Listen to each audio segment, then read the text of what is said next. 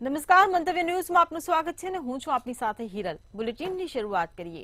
Gujarat ATS અને NCB Delhi દ્વારા સંયુક્ત રીતે મધ્યપ્રદેશના ભોપાલના બગરોડા ઇન્ડસ્ટ્રીયલ એસ્ટેટ ખાતે મેન્યુફેક્ચરિંગ યુનિટની આડમાં ચાલતી ફેક્ટરીમાં રેડ કરવામાં આવી હતી, જેમાંથી 1814 કરોડની કિંમતનું 907 કિલો એમડી ડ્રગ્સનું મટીરિયલ તથા સાધનો કબજે કરવામાં આવ્યા છે, તેમજ 2 આરોપીની ધરપકડ પણ કરવામાં આવી છે।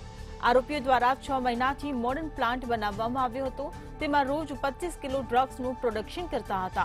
ગુજરાત એટીએસ દ્વારા અત્યાર સુધી પકડવામાં આવેલા ગેરકાયદે ફેક્ટરીઓ પૈકી આ અત્યાર સુધીના સૌથી મોટી ફેક્ટરી છે। તો સૌથી મોટી ડ્રગ્સની ફેક્ટરી ઝડપાઈ છે। ફેક્ટરીમાં દરરોજ મેન્યુફેક્ચરિંગ કરતા હતા 25 કિલો ડ્રગ્સ। મધ્યપ્રદેશના ભોપાલના બગરોડા ઇન્ડસ્ટ્રીયલ ફેક્ટરીમાં રેડ પાડવામાં આવી હતી। 1814 કરોડનું આ 907 કિલો એમડી ડ્રગ્સનું મટીરિયલ જપ્ત કરવામાં આવ્યું છે। આ સાથે જ 2 આરોપીની ગુજરાત એટીએસ અને એનસીબીએ ધરપકડ કરી છે। તો ફેક્ટરીમાં આરોપીઓ 6 મહિનાથી ડ્રગ્સ બનાવતા હતા। ગુજરાત એટીએસ એનસીબીએ સૌથી મોટી ફેક્ટરી ઝડપી છે। 1814 કરોડની કિંમતનું 907 કિલો એમડી ડ્રગ્સનું મટીરિયલ કબજે કરવામાં આવ્યું છે। તો 2 આરોપીની ગુજરાત એટીએસ અને એનસીબીએ ધરપકડ કરી લીધી છે। ત્યારે ફેક્ટરીમાં આરોપીઓ 6 મહિનાથી આ પ્લાન્ટ બનાવતા હતા। તો ફેક્ટરીમાં આરોપીઓ 6 મહિનાથી મોડર્ન પ્લાન્ટ બનાવતા હતા, ત્યારે સૌથી મોટી ફેક્ટરી ઝડપાઈ છે। ફેક્ટરીમાં દરરોજ મેન્યુફેક્ચરિંગ કરવામાં આવતું હતું 25 કિલો ડ્રગ્સ। ત્યારે ગેરકાયદે ઝડપાયેલ ફેક્ટરી પૈકી સૌથી મોટી ફેક્ટરી ઝડપવામાં આવી છે। ગુજરાત એટીએસ એનસીબીએ સૌથી મોટી ડ્રગ્સની ફેક્ટરી ઝડપી પાડી છે।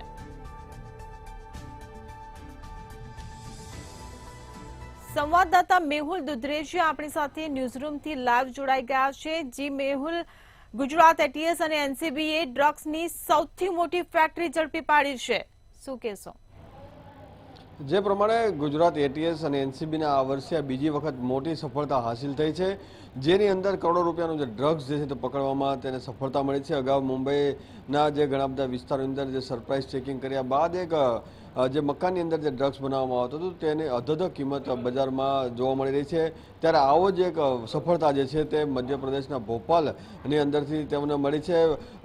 ભોપાલના જે એક જીઆઈડીસી વિસ્તારની અંદર આવેલું છે તેની અંદરથી એક કંપની જે છે તે એસ્ટેટ વિભાગની અંદર આ રીતે ડ્રગ્સ બનાવવાની જે આખી ફેક્ટરી ચલાવી હતા। છેલ્લા કેટલાય સમયથી આ પ્રમાણે જે ડ્રગ્સ બનાવવાની જે ફેક્ટરી જે ચાલી રહી હતી તેના લીધે આજે આખી સમગ્ર ઘટના છે તે સામે આવી હતી। અને સાથે જ જ્યારે એસીબી અને એનસીબી અને એટીએસની સંયુક્ત ઓપરેશન હાથ ધરવામાં આવ્યું અને ચોક્કસ બાતમી અને છેલ્લા કેટલાય સમયથી જ્યારે વોચ ચાલી રહી હતી એ દરમિયાન જ આ જે સમગ્ર ઘટના છે સામે આવી છે। જે ડ્રગ્સ બનાવવા માટે એક આખું જે વ્યવસ્થિત જે ષડયંત્ર જે છે તે ઓટોમેટિક પેકિંગ સુધીના જે મશીનો જે છે તે મળી આવ્યા હતા। 907 કિલો જેટલું જે ડ્રગ્સ જે છે તે મળી આવ્યું છે, જેની બજાર કિંમત 1800 કરોડ રૂપિયા જેટલી થાય છે। સાથે 2 આરોપીની ધરપકડ કરવામાં આવી છે। હજી પણ આ જે કોને કોને ડિસ્ટ્રીબ્યુટ કરવામાં આવતું હતું, કોને મોકલવામાં આવ્યું હતું અને સાથે સાથે ક્યાંથી રો મટીરિયલ એકઠું કરવામાં આવતું હતું, આ તમામ જે વસ્તુઓનું જે તપાસ જે છે તે એનસીબી અને એટીએસ સંયુક્ત રીતે ચલાવી રહ્યું છે। હિરાલ। જી મેહુલ, સમગ્ર માહિતી બદલ આભાર।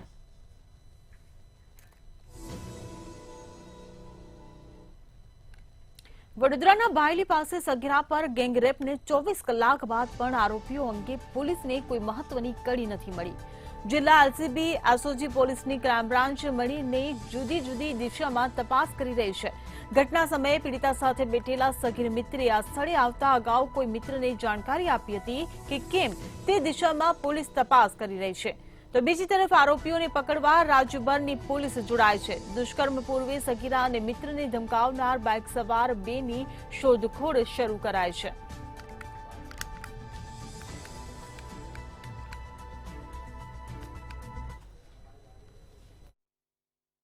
ગુજરાતની સાંસ્કૃતિક પાટનગરી વડોદરામાં સગીરા પર ગેંગરેપ થયો। ધોરણ 11માં અભ્યાસ કરતી સગીરા સગીર મિત્ર સાથે બાયલી સુમસામ વિસ્તારમાં ગઈ હતી। ત્યાં આગળ લંપટ યુવાનો પહોંચ્યા અને એમાંથી 3 યુવાનોએ સગીરા પર ગેંગરેપ થયો હોવાની માહિતી સાથે પોલીસ તપાસ કરી રહી છે. સાંસ્કૃતિક પાટનગરી સંસ્કારી નગરી વડોદરામાં વારંવાર બળાત્કાર અને રેપના કેસો વધી રહ્યા છે, ત્યારે વધુ એક ગરબા જોવા નીકળેલી સગીરા પર ગેંગરેપ થયો અને હવે પોલીસ આરોપીઓની શોધખોળ કરી રહી છે. ગઈકાલે ડીઆઈજી સંદીપ સિંઘે તમામ અધિકારીઓ સાથે મોડી રાત સુધી બંધ બારણે બેઠક કરી અને 8 શકમંદ આરોપીની પૂછપરછ પણ કરી છે, પરંતુ હજુ પોલીસને આરોપી કોણ છે તેની કડી પણ મળી નથી તેવું ગુપ્ત સૂત્રો કહી રહ્યા છે. પોલીસે 7 ટીમ બનાવી છે અને આ ટીમ તપાસ કરી રહી છે, પરંતુ જેમ આરોપી અંધારામાં લાપતા થઈ ગયા તેમ પોલીસ પણ હાલ અંધારામાં તપાસ કરી રહી હોય તેવું સંસ્કારી નગરી ચર્ચા કરી રહ્યું છે. આ પૂર્વે નવલખીમાં પણ આવો ગેંગરેપ થયો હતો. એ જ પેટર્નથી હવે પોલીસે શોધખોળ આરંભી છે તેવું પોલીસના ગુપ્ત સૂત્રો કહી રહ્યા છે. ગઈકાલે જે સગીરા પર ગેંગરેપ થયો તેને ગોત્રી હોસ્પિટલમાં લઈ જવામાં આવી હતી અને તેની આરોગ્ય તપાસ કરવામાં આવી. આરોગ્ય તપાસ દરમિયાન ઈએનટી તેમજ ગાયનેક વિભાગના ડોક્ટરો ઉપસ્થિત રહ્યા હતા અને જે માહિતી મળી રહી છે એ પ્રમાણે સગીરાને ગંભીર ઈજાઓ પણ પહોંચી છે. હાલ પોલીસ તપાસ કરી રહી છે, 7 ટીમ બનાવી છે.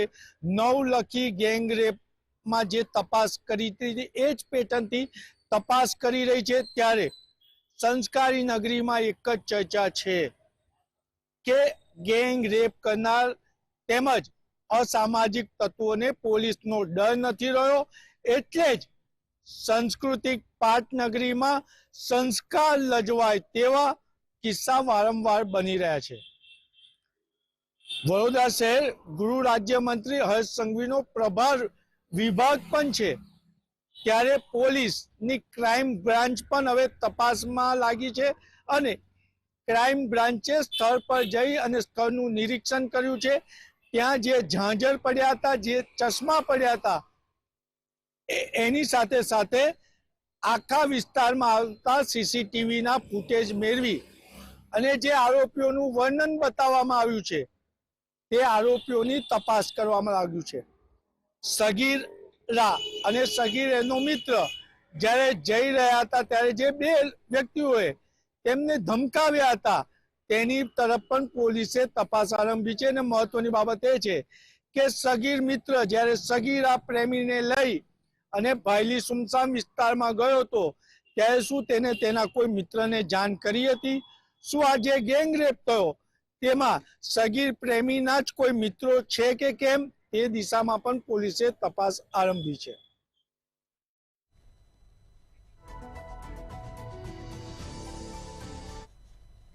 રાજકોટમાં ગરબા આયોજકો નવરાત્રીમાં ભાન ભૂલ્યા હોવાનો વિડીયો વાયરલ થઈ રહ્યો છે, જેમાં નવરાત્રીના પાવન પર્વને અપવિત્ર બનાવવાનો પ્રયાસ કરતા હોવાનું નજરે આવ્યું છે. આ વિડીયો નીલ સિટી ક્લબનો છે, જેમાં નવરાત્રીમાં ગરબાની જગ્યાએ હોલીવુડ ગીતો પર લોકો ડાન્સ કરતા નજરે પડ્યા છે. આ મામલે વિજય રૂપાણીનું નિવેદન પણ સામે આવ્યું છે. વિજય રૂપાણીએ કહ્યું કે નાચવું અને રાસ લેવો એ બેમાં ફેર છે. નવા ગીતથી નવી પેઢી ઉપર અસર પડે છે.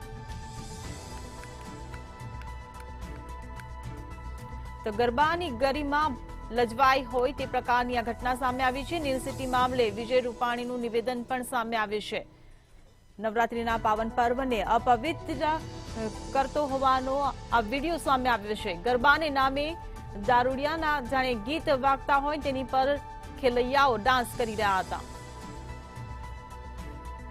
રાજકોટની નીલ સિટી ક્લબની અંદર માતાજીના ગરબાના નામે ફિલ્મી ગીતોના રાસ શરૂ થતા એક નવો વિવાદ વકર્યો છે. જોકે આ વિવાદના કારણે અનેક તર્કનું નિર્માણ થયું છે. આપણે ખાસ જણાવ્યું કે રાજકોટની જે નીલ સિટી ક્લબ હતી તેની અંદર એક આયોજન કરવામાં આવ્યું હતું, જેની અંદર માતાજીના ગરબાના નામે અંગ્રેજી ગીતો ઉપર અને દારૂના ગીતો ઉપરનો એક ડાન્સ શરૂ થયો હતો, જેના કારણે અનેક લોકોની આસ્થા તૂટી છે અને અનેક લોકોએ અનેક પ્રશ્નોનું નિર્માણ કર્યું છે. આપણે ખાસ જણાવી દઈએ કે માતાજીના જે ગરબા હતા તે પવિત્ર હોય છે. માતાજીના ગરબાની અંદર અંગ્રેજી ગીતોનો ડાન્સ પણ આવતા એક નવો વિવાદ વકર્યો છે.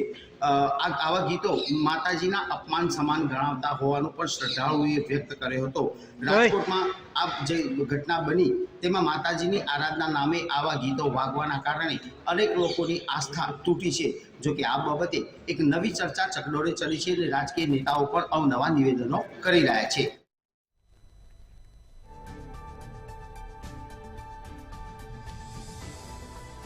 તો ગરબાની ગરિમા લજવાય છે. નવા ગીતથી નવી પેઢી ઉપર અસર પડે તેવું વિજય રૂપાણીએ પણ નિવેદન આપ્યું છે. રાજકોટના નવરાત્રીના પર્વને અપવિત્ર કરવાનો આ પ્રયાસ સામે આવ્યો છે. નીલ સિટી ક્લબમાં ગરબા ગીતોની જગ્યાએ હોલીવુડ ગીતો વગાડવામાં આવ્યા છે. નવરાત્રીના પાવન પર્વને અપવિત્ર બનાવવાનો આ પ્રયાસ કરવામાં આવ્યો છે. ગરબાના નામે દારૂડિયાના ગીતો પર ડાન્સ કરવામાં આવ્યો છે. ત્યારે નીલ સિટી મામલે વિજય રૂપાણીનું પણ નિવેદન સામે આવ્યું છે. રાજકોટના નવરાત્રીના પર્વને અપવિત્ર કરવાનો પ્રયાસ સામે આવ્યો છે.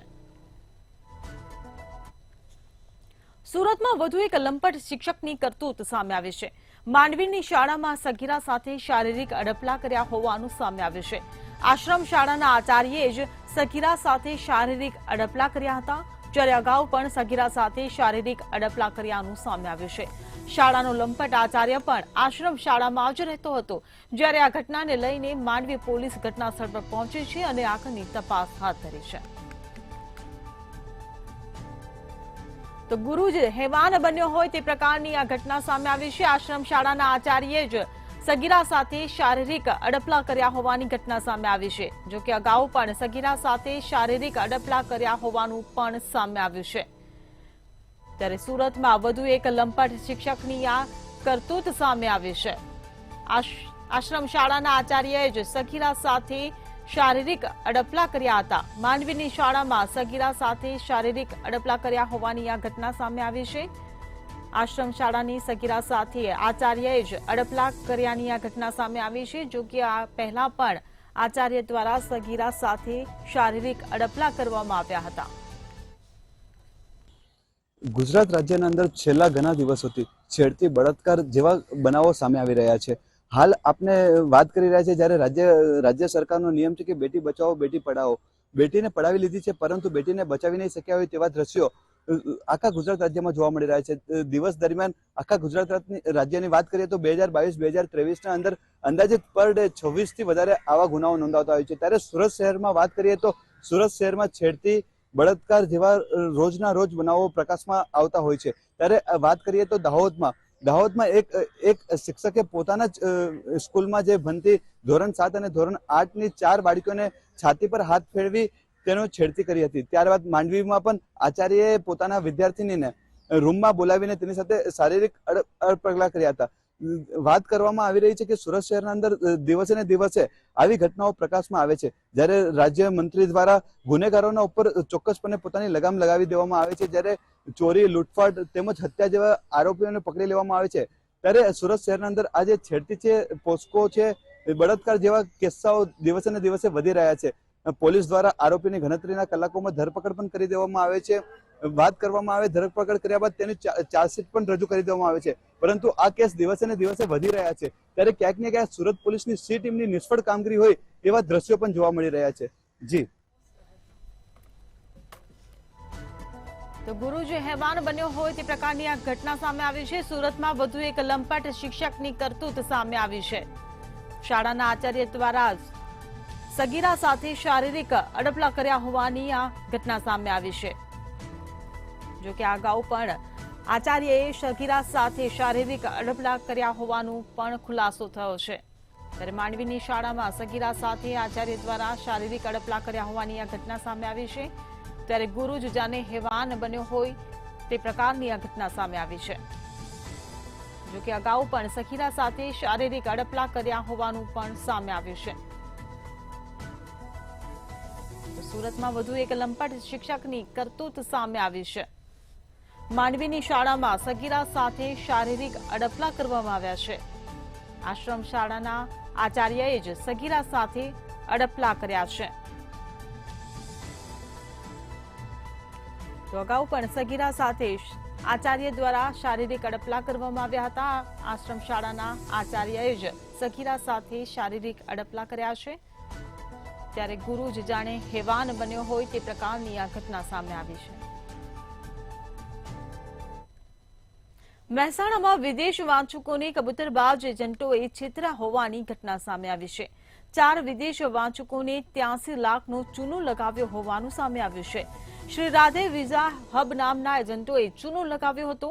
વિદેશ મોકલવાની લોભામણી લાલચે છેતર્યા હતા. ન્યૂઝીલેન્ડ લઈ જવાનું કહી મલેશિયામાં ઉતાર્યા હતા.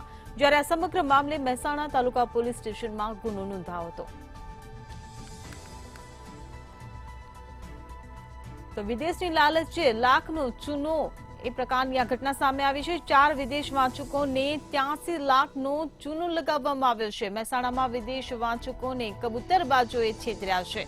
વિદેશ મોકલવાની લોભામણી લાલચ આપીને છેતરવામાં આવ્યા છે. શ્રી રાધે વિઝા હબ નામના એજન્ટોએ ચૂનો લગાવ્યો હોવાનું સામે આવ્યું છે. ત્યારે મહેસાણા તાલુકા પોલીસ સ્ટેશનમાં આ સમગ્ર મામલે ગુનો નોંધવામાં આવ્યો છે. મહેસાણામાં વિદેશ વાંચકોને કબૂતરબાજોએ છેતર્યા હોવાની આ ઘટના સામે આવી છે. ન્યૂઝીલેન્ડ લઈ જવાનું કહીને મલેશિયામાં જ ઉતારી દેવામાં આવ્યા હતા. ત્યારે વિદેશની લાલચે લાખનો ચૂનો ચોપડવામાં આવ્યો છે. શ્રી રાધે વિઝા હબ નામના એજન્ટોએ ચૂનો લગાવ્યો છે. 4 વિદેશ વાંચકોને 83 લાખનો ચૂનો લગાવવામાં આવ્યો છે. વિદેશ મોકલવાની લોભામણી લાલચ આપીને છેતરવામાં આવ્યા.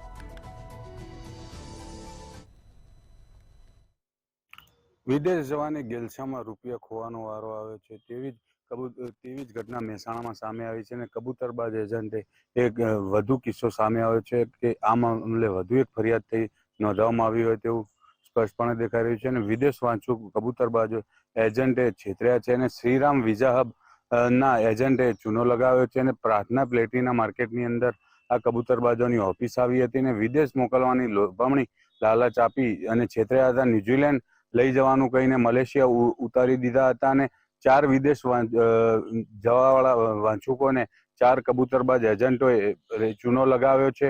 અને ધવલ પટેલ, અક્ષિત પટેલ, હિમાંશુ પટેલ અને મિલન પટેલ નામના 4 એજન્ટોએ ચૂનો લગાવ્યો છે. અને રૂપિયા 83 લાખ રૂપિયા માતબર રકમની ફરિયાદ બાદમાં પરત નહીં આપી કબૂતરબાજ એજન્ટોએ ચૂનો લગાવ્યો છે તેવી મહેસાણા તાલુકા પોલીસ સ્ટેશનમાં ફરિયાદ નોંધવાની ગુનો નોંધાવ્યો છે. અને પોલીસે દ્વારા એજન્ટોની ધરપકડ માટે ચક્રો ગતિમાન કરે છે. જી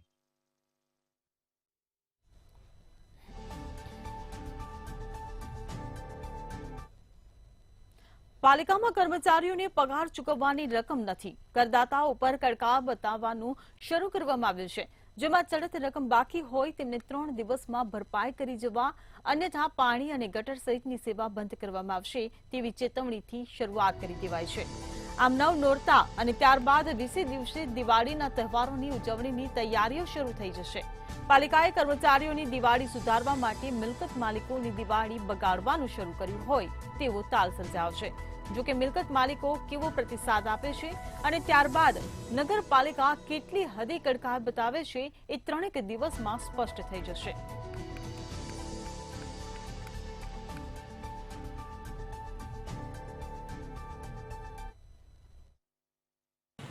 ભુજ નગરપાલિકાએ જે રીતના કર્મચારીઓને પગાર ચૂકવવા માટે કહી શકાય કે જે હાલ રકમ ન હોવાના કારણે ભુજ નગરપાલિકાની જે તિજોરી છે તે તળિયાઝાટક થઈ ગઈ છે. મહત્વની બાબત છે કે અત્યારે હાલ પર્વ ચાલી રહ્યા છે, નવરાત્રીનો પર્વ ચાલી રહ્યો છે અને કર્મચારીઓને પગાર ચૂકવવાનો હોય પણ હાલ જે તિજોરી છે તે તળિયાઝાટક થવાના કારણે કર્મચારીઓનો પગાર છે તે અટકી ગયા છે. મહત્વની બાબત છે કે આ પગાર અટકી જવાના કારણે જે ભુજના કરદાતાઓ છે તેમને વહેલી તકે આ જે રકમ છે તે ચૂકવી દેવા માટે ફરમાન કરવામાં આવ્યું છે. અન્યથા આજે 3 દિવસમાં છે તે મકાન માલિકોને વેરા વસૂલ કરવા માટેની સૂચના અપાઈ છે. પરંતુ જો 3 દિવસમાં આ જે વેરા ભરવામાં નહીં આવે તો આગામી 3 દિવસોમાં કહી શકાય જે પાણી ગટર સહિતની સેવાઓ છે બંધ કરવામાં આવશે. તો સાથોસાથ જે રીતના હાલ નવરાત્રી અને આવનાર દિવસોમાં જે દિવાળીનો તહેવાર આવી રહ્યો છે તો ક્યાંક ને ક્યાંક કર્મચારીઓની દિવાળી સુધારવા માટે પાલિકાએ આજે ફરમાન પણ જારી કર્યો છે. પરંતુ ક્યાંક ને ક્યાંક દિવાળીનો તહેવાર બગાડવા માટે કરદાતાઓને પણ ક્યાંક દિવાળીનો તહેવાર બગડે તેવી પણ શક્યતાઓ સેવાઈ રહી છે. ત્યારે હાલ આજે 3 દિવસમાં કઈ રીતના ભુજ નગરપાલિકા છે તે કરદાતાઓ પાસે કડકાઈનું ભર્યો વલણ છે તે અપનાવશે. જી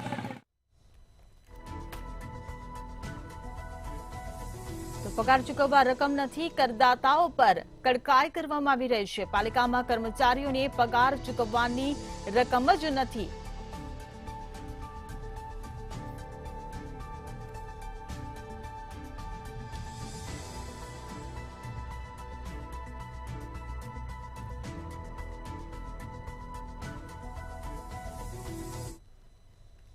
ભાવનગર શહેરની મધ્યમાં આવેલી જહાંગીર વકીલ મિલની 67,064 જગ્યામાં ડાયમંડ પાર્ક બનાવવા માટે તત્કાલીન મુખ્યમંત્રી નરેન્દ્ર મોદીએ જાહેરાત કરી હતી.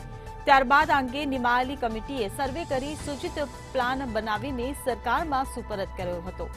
તેમ છતાં છેલ્લા 17 વર્ષથી આ પ્રોજેક્ટ માત્ર કાગળોમાં જ ડબુરાયેલો છે. ભાવનગરમાં હીરા ઉદ્યોગે ગૃહ ઉદ્યોગ છે. ખેતીના વિકલ્પે ગ્રામ્ય વિસ્તારમાં પણ હીરા ઉદ્યોગ વિકસ્યો છે. કુલ પોણા 2 લાખ લોકોની રોજગારી આપી રહ્યો છે. માળખાગત સુવિધાઓના અભાવે હીરાના કારખાનેદારોએ સુરતમાં સ્થળાંતર કરતા આ ઉદ્યોગ મુશ્કેલીમાં મુકાયો છે.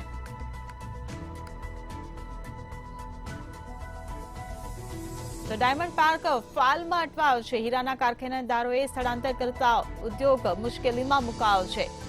ભાવનગર શહેરમાં ડાયમંડ પાર્ક પ્રોજેક્ટ કાગળોમાં દબાયો છે. ત્યારે જહાંગીર મિલમાં જેમ્સ એન્ડ જ્વેલરી પાર્ક કાગળમાં રહ્યો.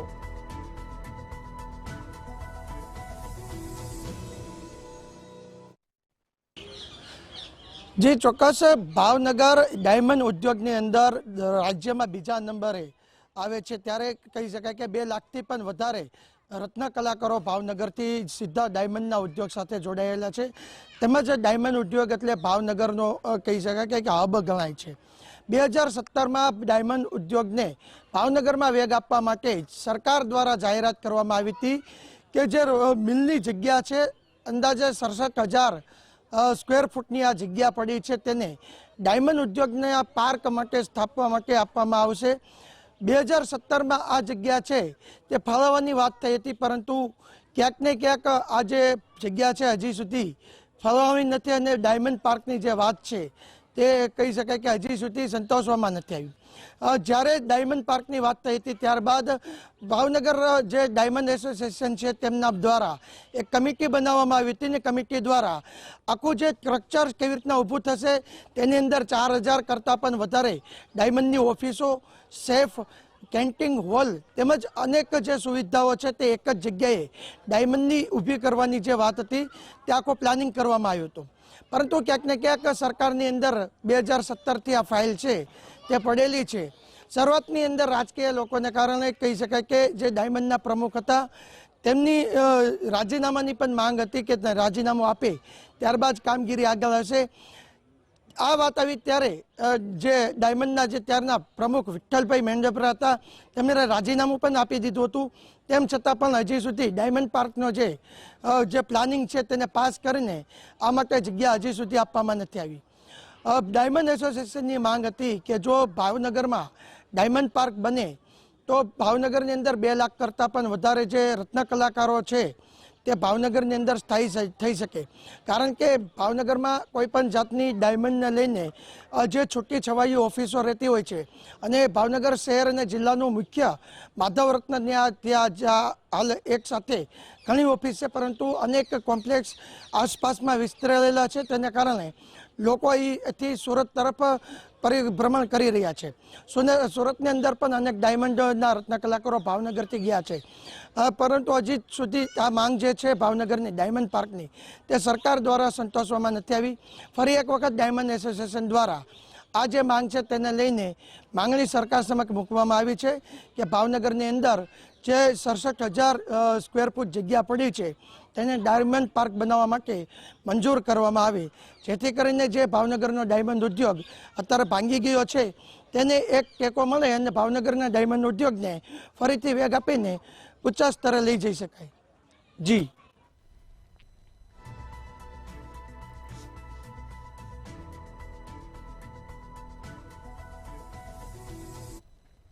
જૂનાગઢમાં ભાજપના ધારાસભ્ય સંજય કોરડિયાએ મુસ્લિમ સમાજના વખાણ કર્યા હતા.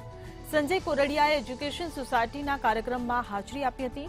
આ દરમિયાન તેમણે મુસ્લિમ વિદ્યાર્થીનીનું સન્માન કાર્યક્રમમાં સરાહના કરી હતી અને તેમણે કહ્યું હતું કે આપણા દેશમાં સંયુક્ત પરિવારની ભાવના નાબૂદ થઈ રહી છે, ત્યારે મુસ્લિમ સમાજમાં પરિવારની ભાવના જોવા મળી રહી છે.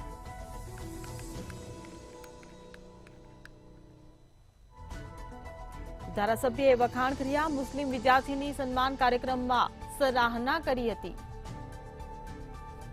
ત્યારે દેશમાં સંયુક્ત પરિવારની ભાવના નાબૂદ થઈ રહી હોવાનું તેમણે નિવેદન આપ્યું છે. જૂનાગઢમાં સંજય કોરડિયાએ મુસ્લિમ સમાજની સરાહના કરી. આ ચોક્કસ કે આજે જૂનાગઢની અંદર મુસ્લિમ સમાજના જે તેજસ્વી તાલાઓ છે તેમના માટેનો એક સન્માન કાર્યક્રમ રાખવામાં આવ્યો ને તેમાં જૂનાગઢના જે ભાજપના ધારાસભ્ય છે સંજયભાઈ કોરડિયા તેમની ઉપસ્થિતિ હતી. તેમણે આ વિદ્યાર્થીઓને પ્રોત્સાહન કરતી સમયે એક મહત્વનું નિવેદન આપ્યું હતું અને મુસ્લિમ સમાજના વખાણ કર્યા હતા. દેશની અંદર જે રીતે ખાસ કરીને સંયુક્ત પરિવારની જે ભાવના છે તે નાબૂદ થઈ રહી છે ને તે સમયે જ તેમણે કહ્યું કે એક મુસ્લિમ સમાજ જ છે કે જેણે સંયુક્ત પરિવારની ભાવના છે તે હજુ સુધી જીવિત રાખી છે. કારણ કે અન્ય સમાજમાં જોવામાં આવે તો ખાસ કરીને વૃદ્ધાશ્રમો વધ્યા છે ને વૃદ્ધાશ્રમોની અંદર માતા પિતાઓને ક્યાંક લોકો છે તે મૂકી દેતા હોય છે, તો ક્યાંક પુત્ર છે તે માતા પિતાથી અલગ રહેતા હોય છે અને સંયુક્ત પરિવારની ભાવના નાબૂદ થઈ રહી છે. અને તેવામાં તેમણે કહ્યું કે એક સમાજ એવો છે કે જે મુસ્લિમ સમાજ છે ને મુસ્લિમ સમાજ છે તેમણે હજુ પણ આ સંયુક્ત પરિવારની ભાવના છે તે જીવિત રાખી છે. જ્યારે આજે મુસ્લિમ તેજસ્વી તાલાઓનું જે સન્માન કરવામાં આવ્યું હતું, 200 થી વધુ વિદ્યાર્થીઓનું સન્માન કાર્યક્રમ રાખવામાં આવ્યું હતું, જેમાં રાજકીય નેતા મુસ્લિમ સમાજના અગ્રણીઓ તમામ ઉપસ્થિત રહ્યા હતા. અને આ સ્પીચ આપતા સમયે ધારાસભ્ય સંજય કોરડિયાએ આ મુસ્લિમ સમાજના વખાણ કર્યા હતા અને મુસ્લિમ સમાજની જે ભાવના છે સંયુક્ત પરિવારની તેની સરાહના કરી હતી. એટલે કે જે રીતે દિવસે જે રીતે પરિવારને તરછોડી દેવું કે માતા પિતાને તરછોડી દેવા તેવી અનેક ઘટનાઓ બનતી હોય છે, જેમાં મુસ્લિમ સમાજ છે તે એક સાથે બધાને લઈને ચાલે છે તેવું આ નિવેદન છે તે આજે સંજયભાઈ કોરડિયા દ્વારા આપવામાં આવ્યું. જી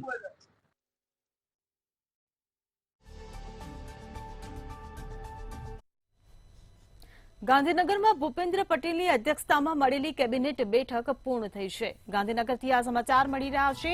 સીએમ ભૂપેન્દ્ર પટેલની અધ્યક્ષતામાં મળેલી બેઠક પૂર્ણ થઈ છે. થોડી વારમાં રાજ્ય સરકાર મોટી જાહેરાત કરી શકે છે તેવા એંધાણ વર્તાઈ રહ્યા છે. સરકારી કર્મચારીઓને લઈ મોટી જાહેરાત થઈ શકે છે તેવી શક્યતા જોવા મળી રહી છે.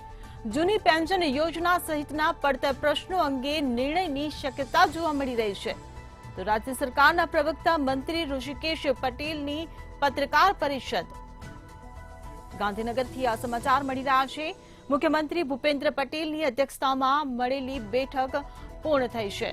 તો થોડી જ વારમાં રાજ્ય સરકાર હવે મોટી જાહેરાત કરી શકે છે તેવી શક્યતા સેવાઈ રહી છે. સરકારી કર્મચારીઓને લઈ મોટી જાહેરાત થઈ શકે છે.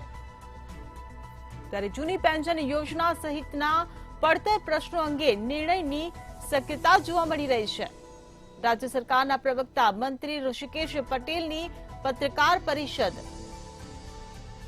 તો ગાંધીનગરથી આ સમાચાર મળી રહ્યા છે. સીએમ ભૂપેન્દ્ર પટેલની અધ્યક્ષતામાં મળેલી બેઠક પૂર્ણ થઈ ચૂકી છે. ત્યારે હવે થોડી જ વારમાં રાજ્ય સરકાર મોટી જાહેરાત કરી શકે છે. તો સરકારી કર્મચારીઓને લઈને મોટી જાહેરાત થઈ શકે છે.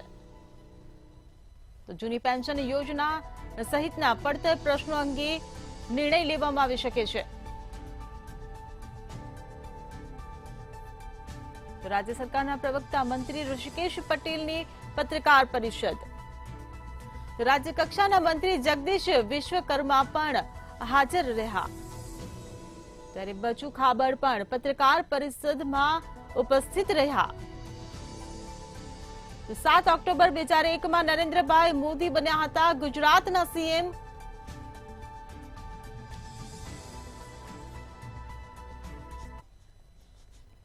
સિટી લાઈવમાં હાલ બસ આટલું જ. સમાચારોની અપડેટ માટે જોતા રહો મંતવ્ય ન્યૂઝ. નમસ્કાર.